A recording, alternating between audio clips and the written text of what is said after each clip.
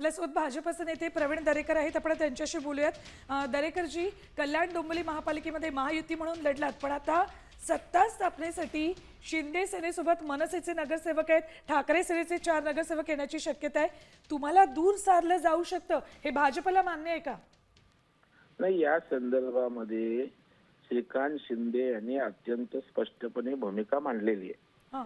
की या ठिकाणी आम्ही महायुती म्हणून एकत्र होतो आहोत आणि राहणार आहोत. आता शेवटी त्यांच्या पक्षाबरोबर कोणाला घ्यायचं हा त्यांच्या पक्षाचा विषय आहे. महायुती म्हणून काय निर्णय करायचा हे आमचे प्रदेशाध्यक्ष आणि आदरणीय देवाभाऊ शिंदे साहेबांशी बोलून त्या ठिकाणी करतील.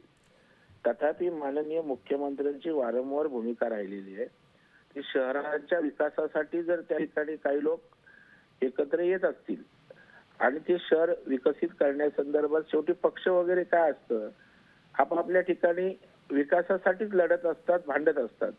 आणि जर निवडणुकीनंतर सुद्धा शहराच्या विकासासाठी कोण समर्थन देत असेल, पाठबळ देत असेल, तर त्यांचं समर्थन घ्यायला काय हरकत असावी असं मला वाटत नाहीये. मुख्यमंत्र्यांनी शहराच्या विकासासाठी सर्वांना बरोबर घेऊन आम्ही त्या ठिकाणी वाटचाल करू अशा प्रकारचं स्पष्टपणे जाहीरपणे सांगितलेलं आहे. आणि जर कल्याण डोंबिवलीच्या विकासासाठी काही घटक एकत्र येत असतील आणि शहराच्या विकासासाठी ते त्या ठिकाणी समर्थन देत असतील तर शिवसेनेने काही समर्थन घ्यायला गैर नाहीये. महायुती म्हणून काय करायचं ते महायुतीचे आमचे प्रदेशाध्यक्ष चव्हाण साहेब ठरवतील. ठीक. दरेकरजी, धन्यवाद आमच्याशी बोललात त्याबद्दल.